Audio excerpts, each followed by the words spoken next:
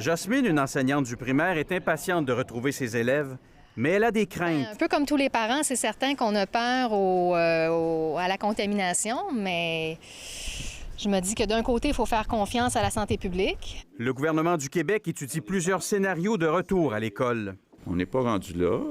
C'est le genre de questions où là, il y aura des consignes, mais je veux être bien clair, là, on n'est pas rendu là. Il n'est pas question de réouvrir à court terme les écoles. Parmi les scénarios envisagés, celui d'un retour partiel des élèves en mai, comme l'a déjà d'ailleurs évoqué le premier ministre.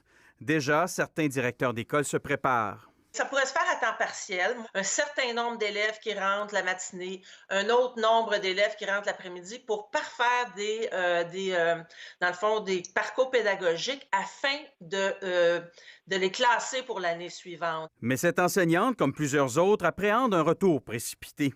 C'est nous qui allons devoir accueillir les élèves, qui allons devoir travailler dans un contexte avec beaucoup d'incertitudes. C'est notre santé qui va être en jeu, la santé de nos élèves. Le gouvernement du Québec étudie aussi la possibilité d'un retour complet des élèves uniquement en septembre. C'est certain qu'en septembre, ça nous donne plus de temps, mais au niveau des apprentissages, ça, c'est une autre chose. Ça veut dire que ça va faire 6 mois qu'on n'aura pas vu nos élèves du tout. Mais ce scénario suscite d'autres craintes.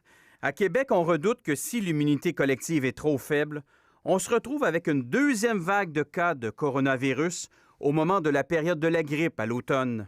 Cette idée d'immunité collective, ça, c'est tout à fait compréhensible. Mais ça ne veut pas dire qu'il y a des adultes qui sont capables de jouer avec leur santé non plus, là.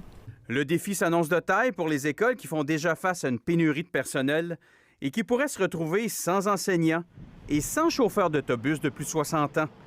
Ici Jean-Philippe Robillard, Radio-Canada, Montréal.